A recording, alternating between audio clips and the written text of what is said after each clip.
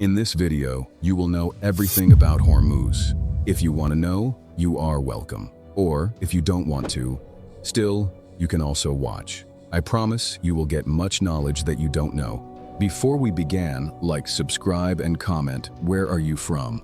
Now, let's begin. The Strait of Hormuz is a waterway between the Persian Gulf and the Gulf of Oman. On the north coast lies Iran, and on the south coast lies the Musandam Peninsula under the Musandam Governorate of Oman, with a portion of the southwest of the peninsula under the United Arab Emirates. The strait is about 104 miles long, with a width varying from about 60 miles to 24 miles.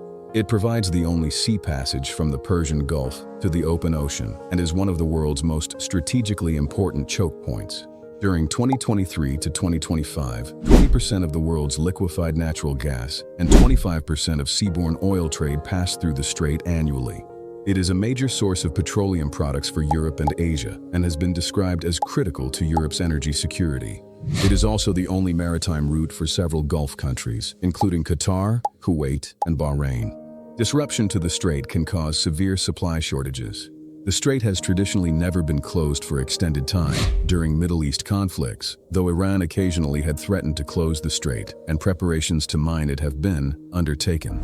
The strait has become a major focus during the 2026 Iran war, resulting in the Strait of Hormuz crisis. Before we deep dive into the matter, I want to clear: how did Hormuz come to be? Persian etymology derives Hormuz from the Middle Persian pronunciation of the name of the Zoroastrian god Hormuz, which means Ahura Mazda. Alternatively, it has been suggested that the name derives from the local Persian word Kurmag. A theory claims that the Strait of Hormuz may have been named after Ifra Hormizd, the mother of King Shapur II of Persia, who ruled between 309 and 379 AD. In the 10th to 17th centuries AD, the Kingdom of Ormus was located here. From the 15th century onward, from a strategic point of view, the geography of the strait maintained and expanded its importance with the arrival of foreign powers, such as Portugal, which maintained its presence between the 16th and 18th centuries. This also provoked disputes with other emerging powers, such as England, when it arrived in the region in the 17th century. In 1959, Iran altered the legal status of the strait by expanding its territorial sea to 12 nautical miles and declaring it would recognize only transit by innocent passage through the newly expanded area. In 1972, Oman also expanded its territorial sea to 12 nautical miles by decree.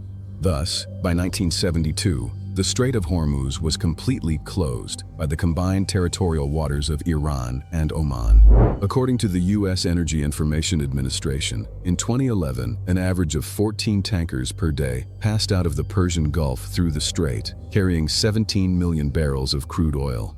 More than 85% of these crude oil exports went to Asian markets on a daily basis, with Japan, India, South Korea, and China the largest destinations. In 2018, 21 million barrels a day passed through the strait, worth $1.2 billion in 2019 prices. The Persian Gulf is also a major hub for global fertilizer production and exports.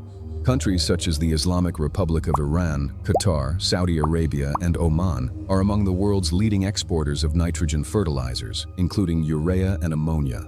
The tanker war phase of the Iran-Iraq War started when Iraq attacked the oil terminal and oil tankers at Iran's Karg Island in early 1984. Saddam Hussein's aim in attacking Iranian shipping was, among other things, to provoke the Iranians to retaliate with extreme measures, such as closing the Strait of Hormuz to all maritime traffic, thereby bringing American intervention. Iran limited the retaliatory attacks to Iraqi shipping, leaving the strait open. Operation Praying Mantis was an attack on April 18, 1988 by the United States Armed Forces within Iranian territorial waters, in retaliation for the Iranian naval mining waters in the Persian Gulf during the Iran-Iraq War and the subsequent damage to an American warship. The U.S. Navy deployed several groups of surface warships, plus aircraft from the aircraft carrier USS Enterprise and her cruiser escort, USS Truxtun. On July 3, 1988, 290 people were killed when an Iran Air Airbus A300 was shot down over the strait by the United States Navy guided missile cruiser USS Von Sen, CG-49, when it was wrongly identified as a jet fighter. On June 14, 2025, Iran reportedly issued a threat to block the strait in response to Israeli attacks targeting its military and nuclear infrastructure.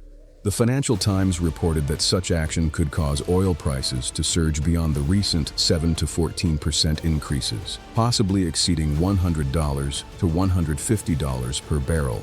This would likely fuel global inflation and contribute to an economic downturn after the United States strikes on Iranian nuclear sites on June 22nd. A short time ago, the U.S. military carried out massive precision strikes on the 3 key nuclear facilities in the Iranian regime. The Iranian parliament voted to close the strait. However, the final decision on closure was left to Iran's Supreme National Security Council. Revolutionary Guards Commander Esmail Qusari confirmed that shutting the strait would be executed whenever necessary. Amid the 2026 Iran war and after the assassination of Iranian Supreme Leader Ali Khamenei. We are getting information from Israeli sources that the Ayatollah is dead. This is breaking news again coming from Israelis. Iran's Revolutionary Guards began issuing VHF transmissions, stating that ship passages through the Strait of Hormuz were not allowed. Although the closure is not legally binding, military and industry sources say that safety cannot be guaranteed. On March 2nd, the Islamic Revolutionary Guard Corps officially confirmed that the Strait of Hormuz was closed and that any ship that entered the strait was to be set on fire. Attention all ships, attention all ships, attention all ships. This is Sepah Navy, Iran's Islamic Revolutionary Guard Corps Navy. From now on, all navigating through the Strait of Hormuz is forbidden. The next day, President Donald Trump stated that the U.S. Navy may escort oil tankers through the Strait of Hormuz. On March 12th, 3 cargo vessels were hit in the Strait of Hormuz. Trump has warned that the planned summit with Chinese leader Xi Jinping may be at risk if China does not assist the U.S. in securing the Strait of Hormuz. The UAE is building the world's largest crude oil storage facility in Fujairah, with a capacity of holding 14 million barrels, to enhance Fujairah's growth as a global oil and trading hub. The Habshan to Fujairah route secures the UAE's energy security and has the advantage of being a ground oil pipeline transportation, which is considered the cheapest form of oil transportation. Now, what do you think about this war and about the Hormuz? Let me know in the comments section. I'll see you again in another episode with another type of knowledge. Till then, goodbye.